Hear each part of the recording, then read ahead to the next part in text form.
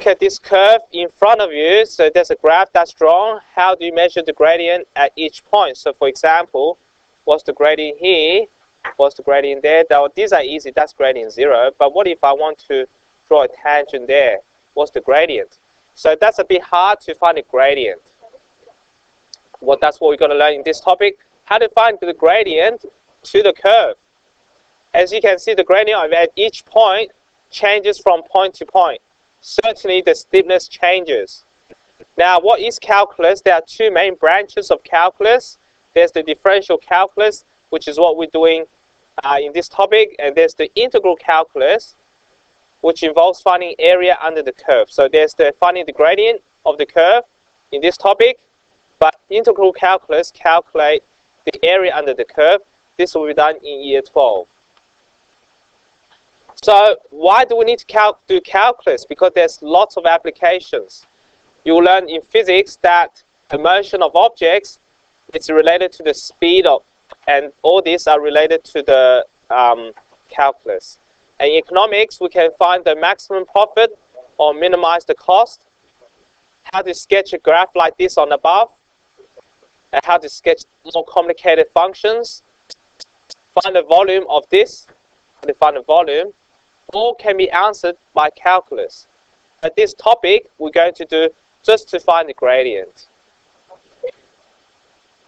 In fact, that's actually a parabola, and when rotated about the x-axis, you get this shape. And you learn how to find the volume in year 12. All right, whoops. It's a very exciting part because that's new. I was really interested in it when I was in year 11. Okay, all right, now, why is it called calculus? Now, where does that word come from? The word calculus comes from the Latin word calculus, meaning counting pebbles. Now, calculus has historically been called infinitesimal calculus. Infinitesimal means very small. We will see later why this topic involves the very small. The next question you ask, who invented and when was calculus invented? Well, it was invented a long time ago by these two people. They both discovered calculus independently of each other. So that is, because they all have long hair, so they look the same, but in fact, if you look carefully, they are different people. One is Isaac Newton. One is this guy, which is not as famous as him. Both invented calculus. And when they invented calculus, they all use different notation, but they actually invented the same thing. So Newton was studying motion in physics and invented calculus to explain the motion of objects. He published his discovery of calculus in his famous book called the Principia in 1687. Now this guy is from England, whereas the other person is from Germany, not as well known. In fact, he's not really a professional mathematician. He's actually a judge, and also, but they do mathematics in his spare time. Okay. Yeah, so Leibniz published his discovery of calculus some years before Newton. But I think Newton probably discovered calculus before this person. But that's not our main aim, is to study the history. This is just some information for you to learn about. Okay, now, let's move on. So our main aim is this topic is to find a gradient. Let's move on to find a gradient. We're going to do an investigation on the next page. All right, okay, now remember this topic is about finding gradient on a curve. So we're going to look at find a gradient. Now to find a gradient, we'll do rise over run. As you can see, the gradient changes as we move along the curve. Let's see if we can find a formula for the gradient. Okay, remember, gradient is rise over run. Now we're going to find the gradient at each point. So we're starting with the point, let's start with the point, let's say start with 0. Now 0 is pretty easy. What's the gradient there? Yeah, it's flat, right? Now let's do the next one. What's the gradient at half? So you count the grid. This is 2 over 2, right? What's 2 over 2? 1. How about the next one? What's the rise over run? 4 over 2. What's 4 over 2? 2. Let's find the gradient at 2. I count the grid. Alright, anyone got the answer? Count the grid. Don't wait for my answer. That's 3 across. What's the rise? 12. What's 12 over 3? What's that? 4. Anyone see a pattern there? What's the pattern? Not really.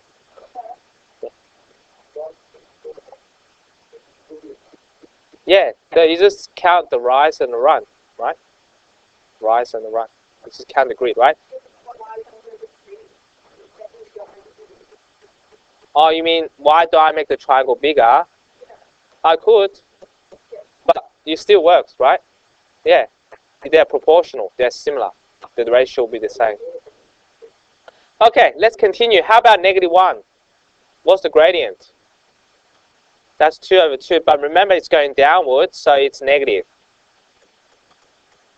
Oh no, hang on, it's -4 over 2. So -2. How about -2? 2 and 8, right? Should get -4 and -2.5. Find this 2 and what would this be? 10. So what do you get?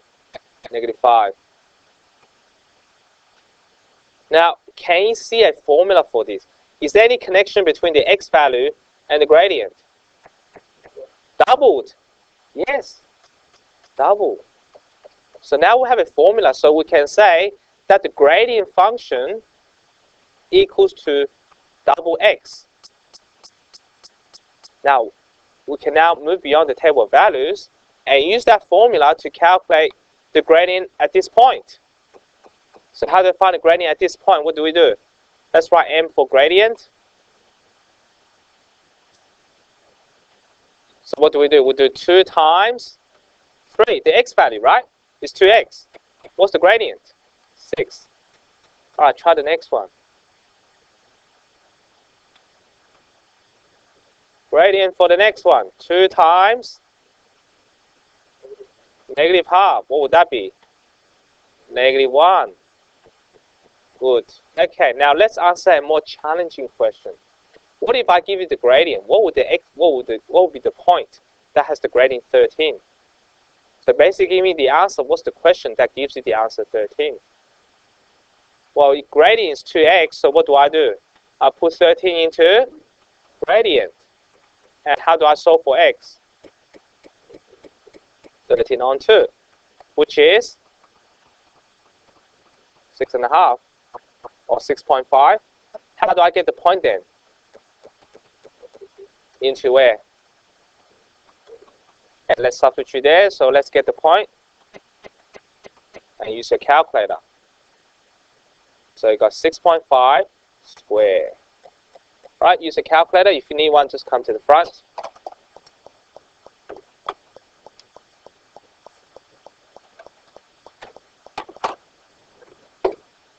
What do you get?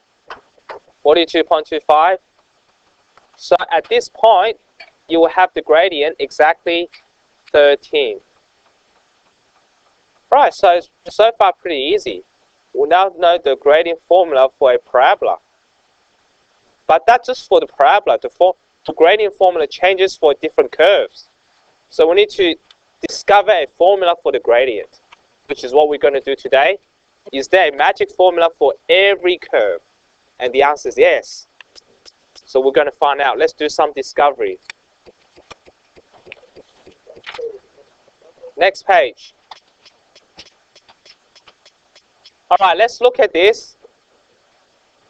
Now, the formula we found before is called the gradient function because it calculates the gradient at each point. The gradient function has a special name called the derivative. That's a very important word. Make sure you highlight it. Okay? The derivative has the symbol f dash of x. That's called f dash. So this topic has a lot of new symbol. That's called the derivative. And what is the derivative? Is the gradient function. Okay. Now, what does the gradient function do? The derivative calculates the gradient of the function for any value of x. Now, let's find out what the gradient function is for some simple curves. So, sketch the graph below and then find f dash of x. But the graph has been drawn for you, so you have to sketch it. Now, what will be the gradient function for this? Let's have a look. What's the gradient at 2? It's flat, right? It's 0.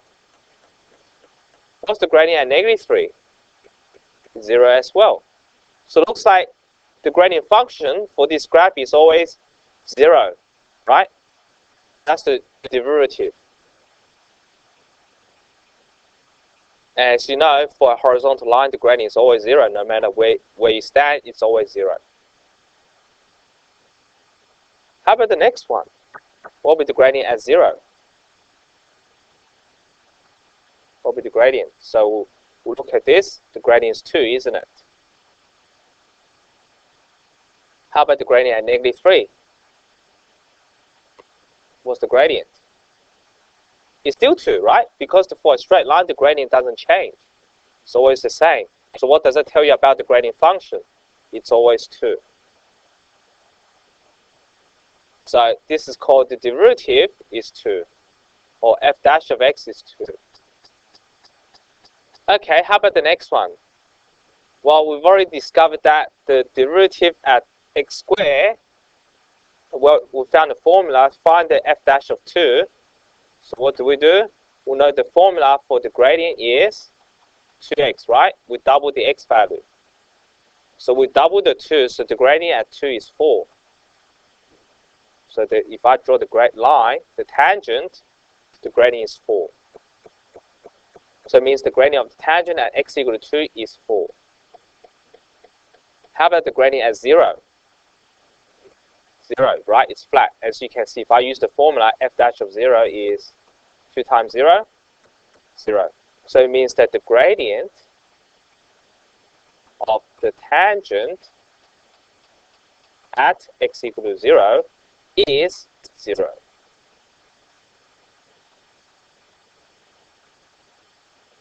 And how about the gradient at -3?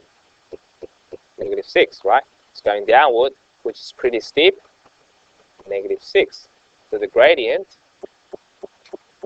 it's very important that you drill this in your head, that every time you find a derivative, it's simply the gradient of the tangent at a specific point at x equal to -3. Let me write that word properly.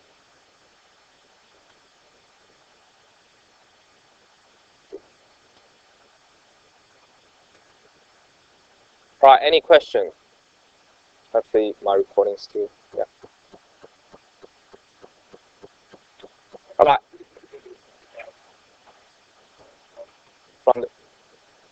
From before. Remember this one? M equal to 2x. Instead of writing gradient equal to 2x, we write the f dash, which is the derivative. That's called the derivative. And what is the derivative? It is the gradient function.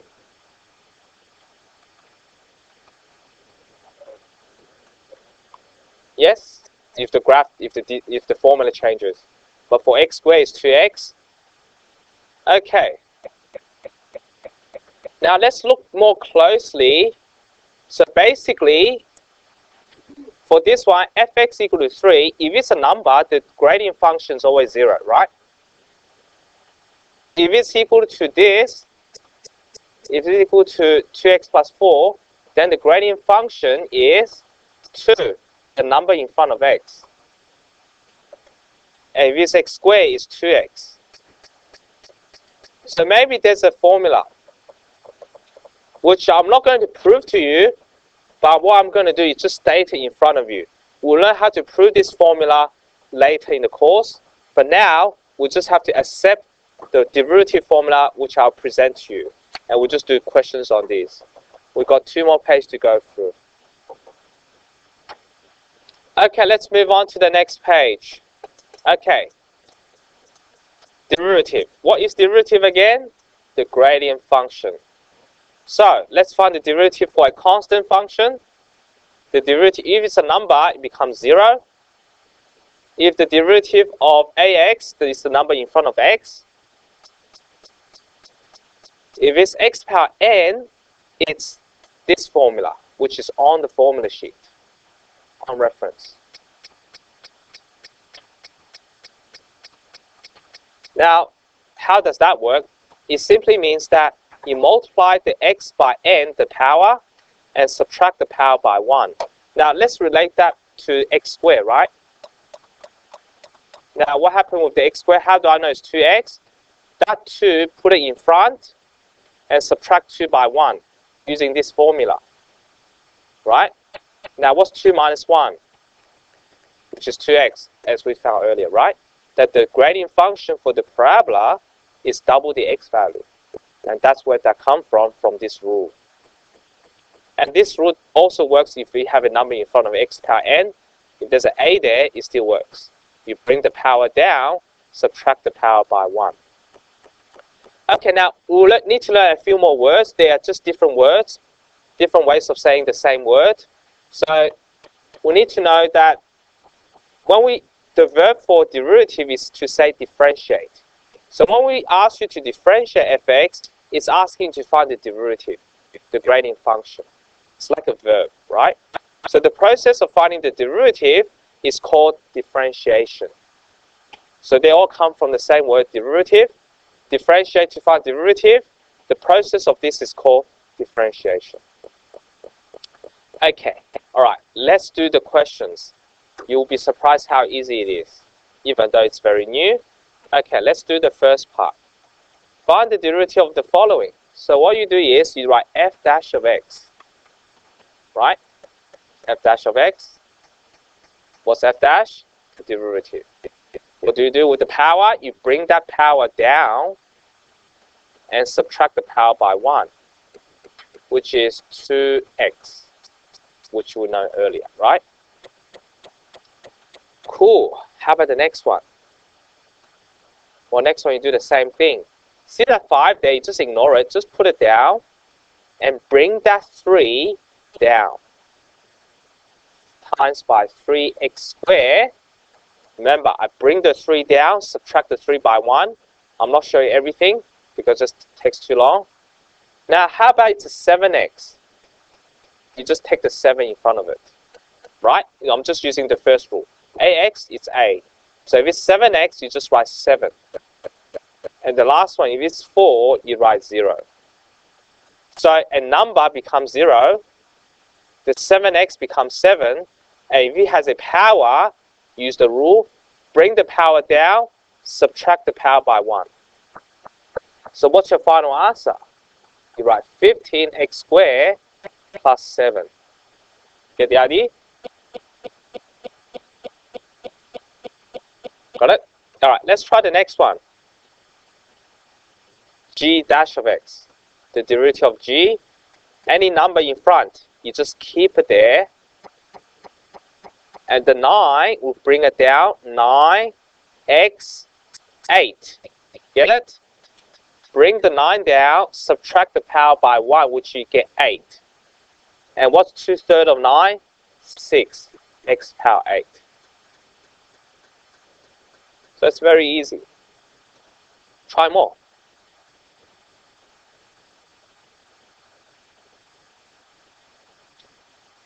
H dash of x. Now, before we do so, let's rewrite this as 3/20. Like that. So you can see the 20 in the denominator equates to a fraction in front of x. So when you do it, you write 3/20, and then this becomes 4x cubed. Bring the power down, subtract the power by 1. And if you do it on a calculator, so you do 3/20 times 4. You get 3/5. So you write 3/5 of x cubed. Or you can also write it as 3x cubed over 5. Both are acceptable.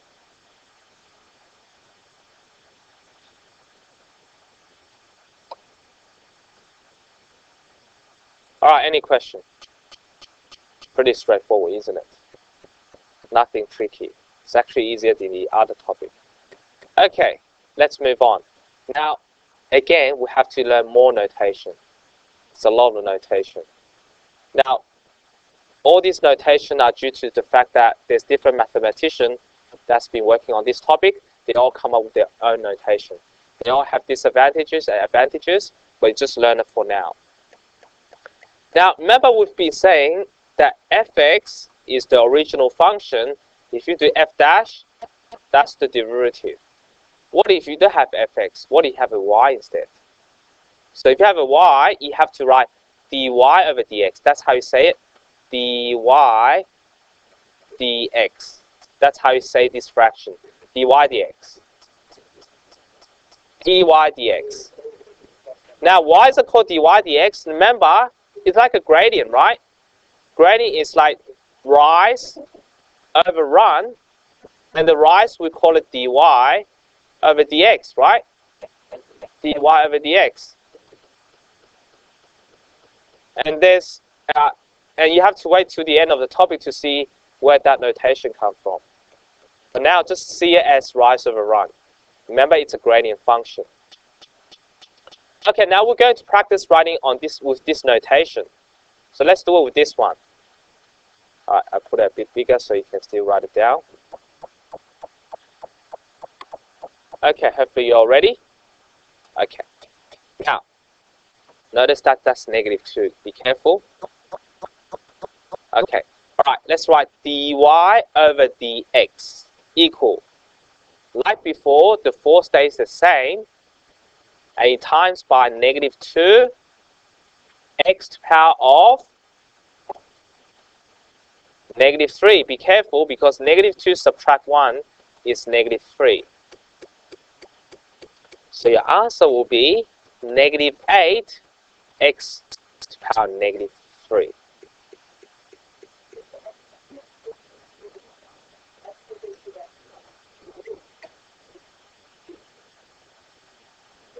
-3, right? -2 minus 1 is -3. Right? -2 subtract 1.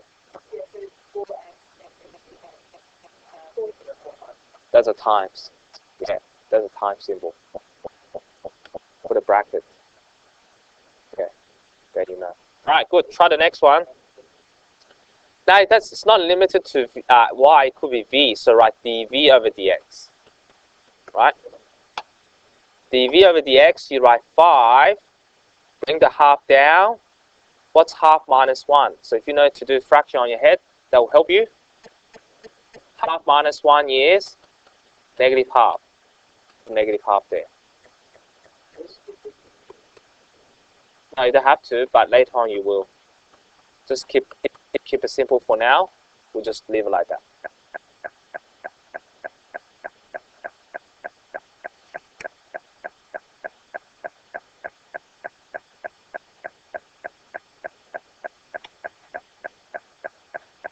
Right, there's another notation, but it's the same thing. It's a short way of differentiating. All right, now remember, instead of writing 2 statements, and then dy over dx equals to this, I could combine it into 1. How does that work? Well, when you write dy over dx, it's like d over dx of y, right? Which is same as d over dx of x power n. So when you see that symbol, d over dx, it means to differentiate. Okay, we'll do some example of that. So you get used to different notations. So sometimes the question doesn't have a y. So that's what we do. Okay, so see that doesn't have a y, so you don't have to do anything. You just have to write d over dx of x to the power 5 over 20. And you write equal 5x power 4 over 20. The 20 and 5 gets cancelled. You get x to the power 4 over 4. Get the idea? Now this is instead of, or you can do it this way. You write let y equal to this, and dy dx over equal to that, which is the same thing, just a different way of expressing yourself. Get the idea? So I'm doing that without the y, right? I'll just put it into y straight away. But if you don't like this approach, it's okay just to say y equal and just do it, right? That may be easier rather than d over dx in front.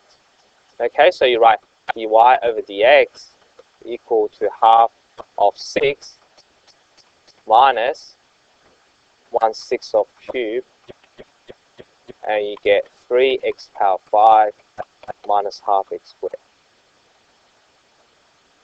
All right, good. Yes, that's good. We'll just have a few more. It's actually quite easy, this topic, if you pay more attention. All right, so we've got a couple more examples, then we're done. We can start the exercise, and you'll finish it before the lesson ends, and you have no homework. All right, example 6. All ready? All right, how do I find things if you have things that... let's do this one. Now, if there's a bracket, what you need to do is you got to expand it first. You have to expand before you differentiate. So still write y equal 24x squared minus 40x. Do that first. Then you write dy over dx. Got it? So what do? 24 times 2. So you can just write 48x minus 40. I skip some steps. So by now you should know, you double, bring the 2 down, subtract by 1. If it's 40x, you just take the number in front of x. Got it? All right, again, what do next? If you see brackets, expand. Expand first. So you get to use some of the algebra skills you learned in term 1. So you do 6x squared minus 4x minus 9x plus 6. Collect like terms and do dy over dx. I'll leave it to you. Have a try.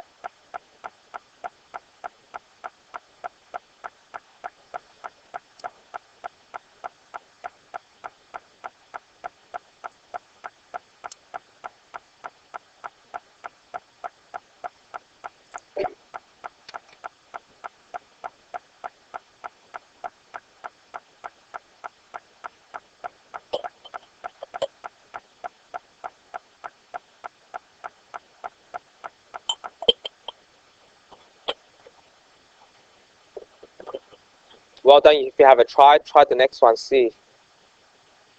Expand first before you differentiate.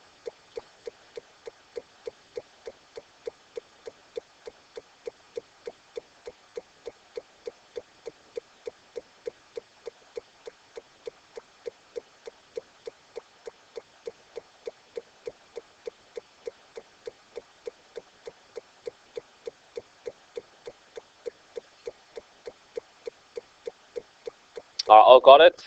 Let's try this one. dy over dx. 6 times 2 is 12x minus 13 plus 0. Just 12x minus 13. Hopefully you got that. All right, try the next one. Expand first. How do you expand? If you know your perfect square formula, that will make it easy. If not, you just write it as double bracket. Right? Or you can use this formula, a squared minus 2ab plus b squared. Okay? Right, I'm going to use this approach because it's quicker that way.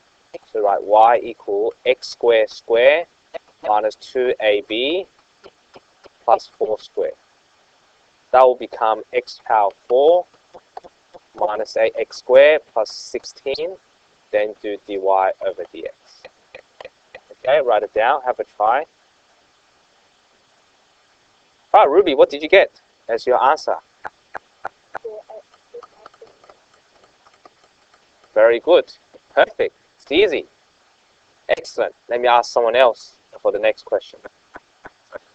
All right, okay, so we've done this. Let's move on to do the next two examples. All ready? I'll just leave it there for a while.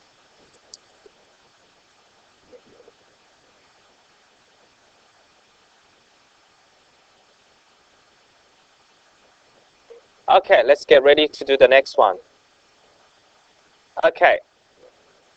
S equal to that. Find the STT, which means finding the derivative. Nat, what did you get? Have a look. Example 7.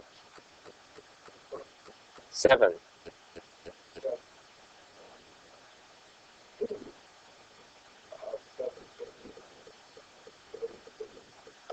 Yep, you got the first bit wrong, second bit correct. When it's a see, when it's just a t by itself, just take the number in front. Yeah, so it's not 70, just 7. Cool, okay, move on.